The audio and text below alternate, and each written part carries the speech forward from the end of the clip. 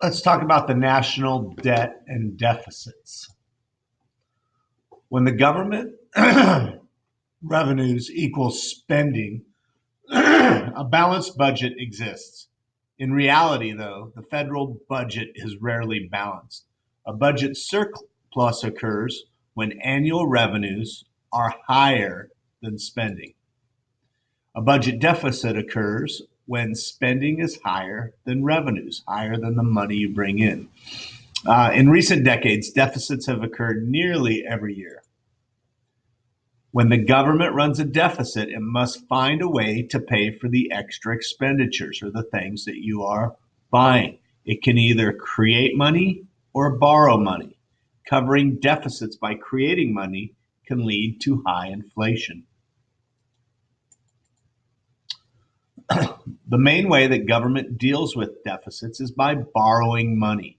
Government borrows money mainly by selling bonds, such as United States savings bonds.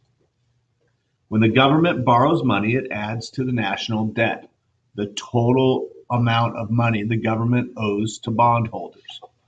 Two problems arise from a national debt.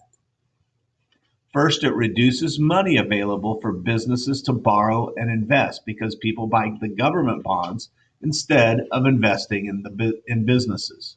This is called the crowding out effect because government borrowing crowds out or forces out private economic activity. The money that would be going to the private economic activity is instead going to government bonds. The second, government pays interest to bondholders, and money spent paying interest cannot be spent elsewhere.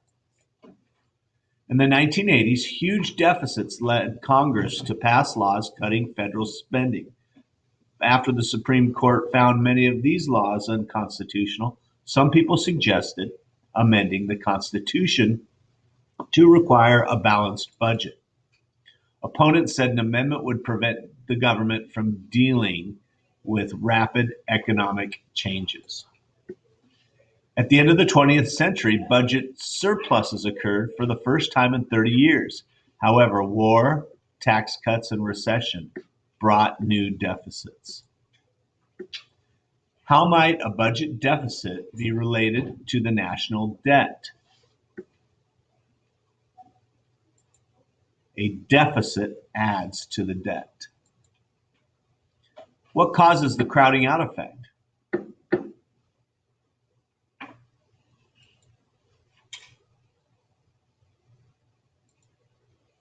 Why might it be a bad idea to create money to cover budget deficits?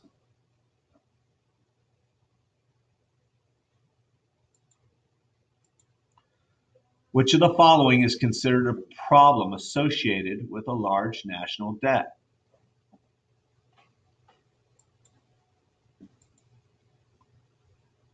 How might lowering income taxes during an economic downturn decrease the national debt?